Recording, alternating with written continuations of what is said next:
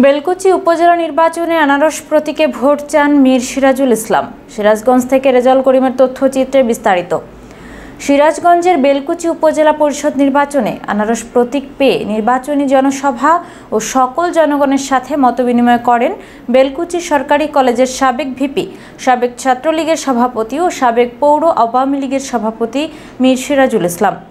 এ সময় মীর সিরাজুল ইসলামের পক্ষে তার বড় ভাই ঢাকা মহানগর উত্তর বনানী থানা আওয়ামী লীগের সাধারণ সম্পাদক মীর মোশাররফ হোসেন উপজেলার বিভিন্ন ইউনিয়নে নেতাকর্মীদের সাথে মতবিনিময় করে সাধারণ জনগণের মূল্যবান ভোট তার ভাই সিরাজুল ইসলামের আনারস প্রতীকে দিয়ে তাকে বিপুল ভোটে জয়যুক্ত করার আহ্বান জানান।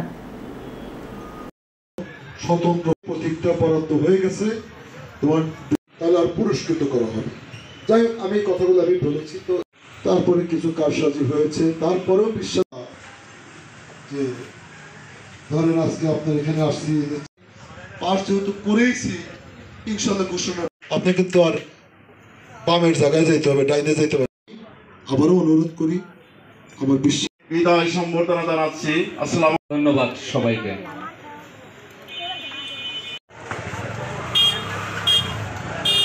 ভাইয়ের বড় ভাই, বেলকুচির অত্যন্ত গরিব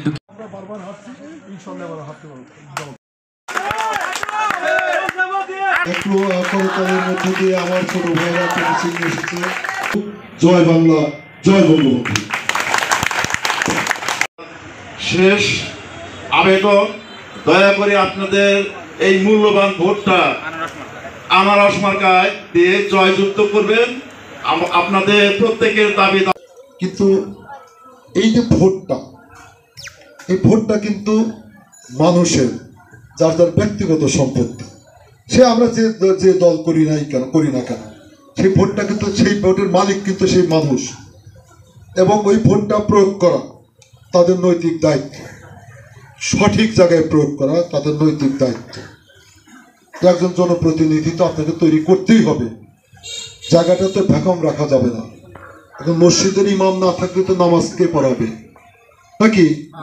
তো আমি সেই বিরোধী দলের যারা নির্বাচনে দলীয়ভাবে অংশগ্রহণ করেন নাই, আমি সেই সচেতন ভাইদের কাছে পায়ে হাত দিয়ে বলবো, অনুরোধ করব, আমি সম্মানের সাথে বলবো যে আপনারা দল যেহেতু করেন, অনেকে দলের নির্দেশনা মানতে হয়, তারপরেও একজন নাগরিক হিসাবে সমাজ পরিবর্তনের জন্য, সমাজের কর্মকাণ্ড পরিচালনার জন্য এই জায়গাগুলো কিন্তু খালি রাখা যাবে না। একজন যোগ্য মানুষকে অবশ্যই আপনার মূল্যবান ভোটটা দেওয়া উচিত।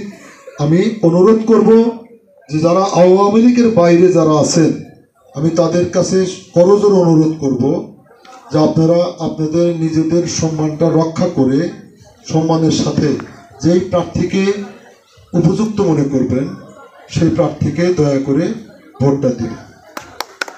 এটা আমার